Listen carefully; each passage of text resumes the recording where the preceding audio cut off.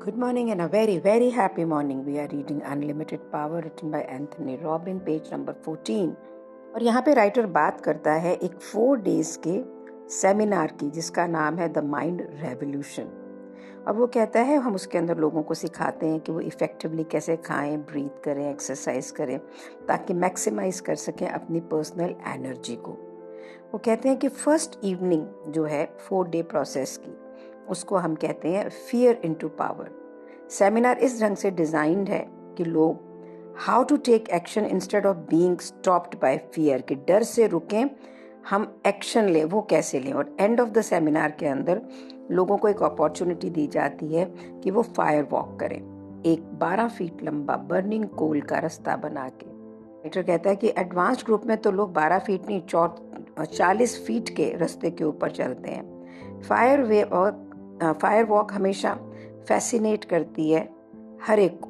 Writer कहता है कभी कभी मुझे ये लगता है कि इसका जो मैसेज है फायर वॉक का वो हम लूज कर देते हैं। पॉइंट ये नहीं है कि आप आग के ऊपर चले, पॉइंट ये है कि ये एक एक्सप्रेशन है, एक एक्सपीरियंस है आपकी अपनी पर्सनल पावर का, मेटाफर ऑफ पॉसिबिलिटी का, कि लाइफ में क्या पॉसिबिलिटीज हो सकती हैं। अपॉर्चुनिटी ऐसी कि जो आप पहले सोचते थे कि आपकी जिंदगी में इम्पॉसिबल है।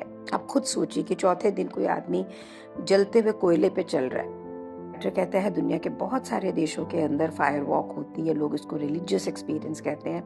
मेरे लिए ये कोई रिलीजियस एक्सपीरियंस नहीं है, ये एक्सपीरियंस है बिलीफ का, और लोगों को ये समझाता है कि they can grow, they can change, they can stretch themselves. वो ऐसी चीजें कर सकते हैं कि जो पहले कभी नहीं सोचते थे। जितने भी हमारे अंदर डर हैं, जितनी भी हमारे अंदर ये सीमाएं बांधनी है, लिमिटेड हम अपने आप को करते हैं ना, वो सारी हमने खुद क्रिएट करी है। They are all self imposed. आप खुद ये आप फायर वॉक कर सकते हैं कि नहीं, वो इसमें है कि आप अपने आप से क्या कम्युनिकेट कर रहे हैं, किस तरह से कम्युनिकेट कर रहे हैं। कि आपके पुराने कितने भी फियर के प्रोग्राम क्यों ना हो, लेकिन आज के दिन आपके साथ क्या है। तो लेसन क्या है? लेसन ये है कि मनुष्य, आप, मैं या कोई भी कुछ भी कर सकता है अगर हम अंदर से एक ये विश्वास कर लें कि हाँ हम ये कर सकते हैं, और फिर इफेक्टिव एक्शन लें। सिर्फ सोचने से नहीं होगा, एक्शन तो लेना होगा। ये सारी बातें किस तरफ को जा रही हैं? पेज नंबर 15 पे राइटर कहता है कि सफलता पाना कोई एक्सीडेंट नहीं है। कुछ लोग बहुत सफल हो रहे हैं और कुछ रिजल्ट नहीं प्रोड्यूस कर पा रहे हैं, तो ये कोई नॉर्मल नहीं है कि कोई नहीं, ये पासे की गेम नहीं है। हर सफलता के पीछे एक consistent logical pattern of action है, एक स्पेसिफिक पाथवे ऑफ एक्सीलेंस है, जिसे हम इसे हर बंदा कर सकता है। के अंदर ये मैजिकल पावर है। सिर्फ आपको ये सीखना है कि अपने माइंड को कैसे यूज करें, अपनी बॉडीज को मोस्ट पावरफुल और एडवांटेजेस वे के अंदर कैसे आगे लेके चलें। बहुत सारे लोगों के नाम लेते हुए, जैसे Spielberg, Springsteen, John F Kennedy, Martin Luther king, ये सारे टीना टर्नर, टेड टर्नर, ये सारे बहुत ही फेमस लोग हैं वर्ल्ड ओवर। वो कहते हैं कि अगर आप देखें तो ये सब लोग they were able to get themselves consistently effective action लेने के लिए, ताकि उनके जो सपने हैं उन्हें वो accomplish कर सकें। ऐसा क्या है जो कंटिन्यूअसली हर रोज इन लोगों को एक्शन लेते हैं और वो हर वो चीज करते हैं जो वो चाहते हैं। तो इसके अंदर बहुत सारे फैक्टर हैं। राइटर कहते हैं उसमें 7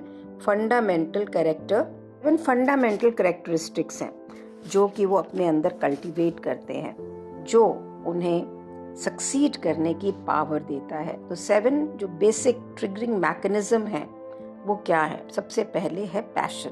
इतने भी सक्सेसफुल लोग हैं वो एक रीजन, और इतना ज्यादा वो उसके अंदर कंज्यूम्ड होते हैं, एनर्जाइज्ड होते हैं।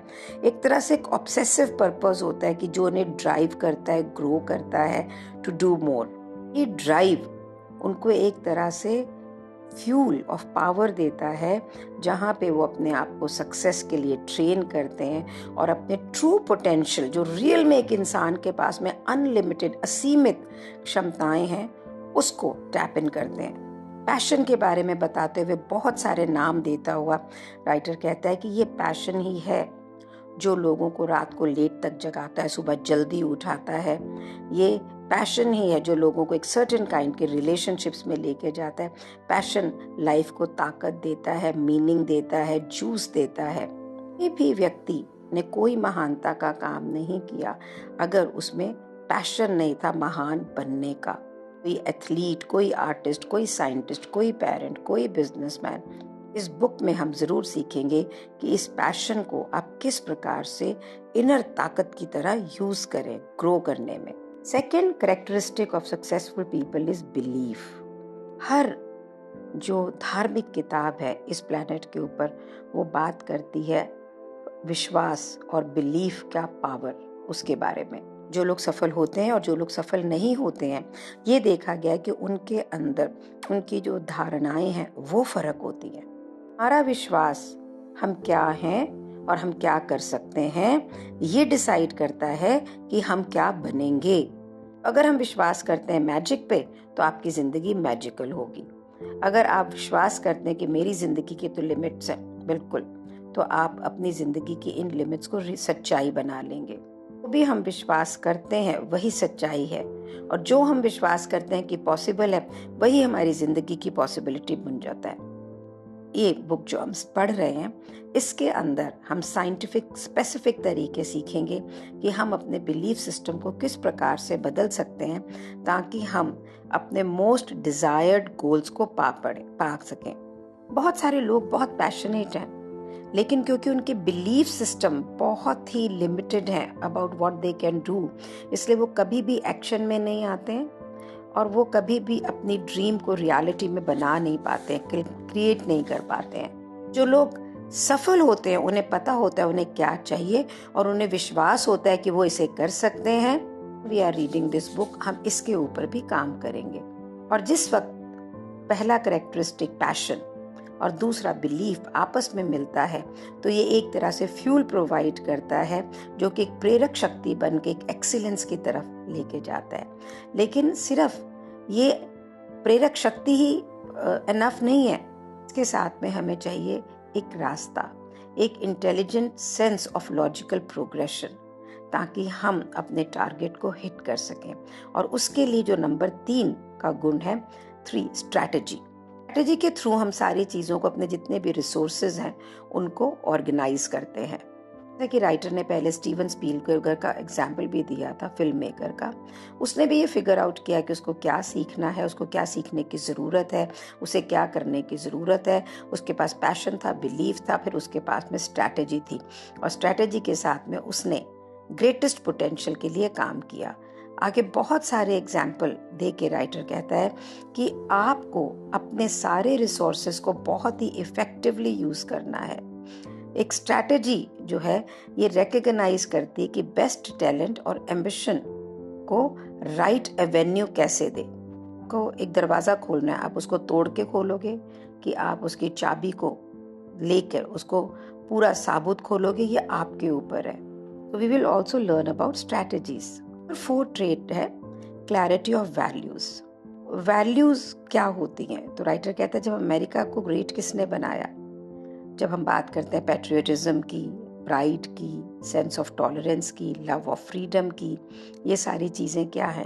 Value system. Fundamental ethical moral practical judgements जो हम अपने लिए बनाते हैं, हमारे लिए क्या इम्पोर्टेंट है, हमारे लिए क्या मैटर करता है। तो वैल्यू आपके स्पेसिफिक बिलीफ सिस्टम है जिसमें आप कहते हो ये मेरे लिए ठीक है और ये मेरे लिए गलत है। ये ऐसी जजमेंट्स हैं जो हम बनाते हैं और हमारी जिंदगी को वर्थ लिविंग करते हैं। बहुत सारे लोगों के पास में कोई भी क्लियर आइडिया नहीं है कि उनके लिए क्या इम्पोर्टेंट है। मोस्टली जब हम बड़े अनहैप्पी हो जाते हैं, दुखी हो जाते हैं ना, उसके बाद में कुछ करने की कोशिश करते हैं। वो भी इसलिए होता है कि हमको क्लैरिटी नहीं है कि हमने करना क्या है। अगर हम सफल लोगों को देखें तो हम ये देखेंगे कि उनके पास में बिल्कुल क्लियर फंडामेंटल सेंस होती है कि उनके लिए क्या मैटर करता है। They have a fundamental moral grounding, एक सेंस कि मैं कौन हूँ और मैं ये क्यों कर रहा हूँ और मैं ये क्या कर रहा हूँ। अपने वैल्यू सिस्टम की अंडरस्टैंडिंग होना एक बहुत ही रिवॉर्डिंग एंड चैलेंजिंग की है टू अचीविंग एक्सीलेंस। इसे भी हम इस बुक में सीखेंगे। क्या ये जो हमारे बिलीफ सिस्टम होते हैं, ये जितनी भी चीजें हम करेक्टरिस्टिक कर रहे हैं ना, एक चेन की तरह सब एक दूसरे को इम्पैक्ट करते हैं। तो आपका पैशन आपके बिलीफ सिस्टम को इम्पैक्ट करता है। क्या बिलीफ एनफ है कि आपको एक्सीलेंस दिलवा दे?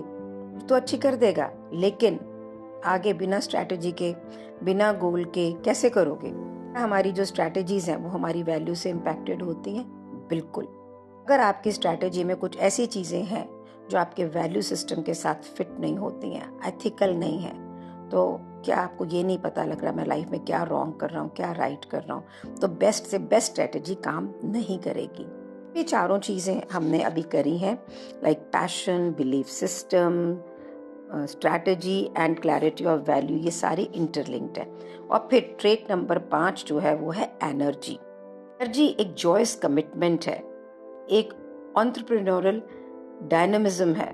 बिना एनर्जी के एक्सीलेंस की तरफ जाना बहुत ही मुश्किल है, इम्पॉसिबल है। जो लोग सक्सेसफुल हैं, एक्सीलेंस हैं, वो अपॉर्चुनिटीज को लेके उसको अपने हिसाब से शेप करते हैं। मुझे लगता है कि वो अपनी जिंदगी में ऑब्सेस्ड है कि हर अपॉर्चुनिटी को देखना, उसको रिकॉग्नाइज करना।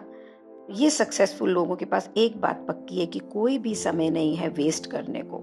से लोगों के पास पैशन है, स्ट्रैटेजी है, वैल्यू सिस्टम है, लेकिन उनके पास में फिजिकल वाइटैलिटी ही नहीं है एक्शन लेने की, जो वो जानते हैं उसे आगे लेके जाने के लिए।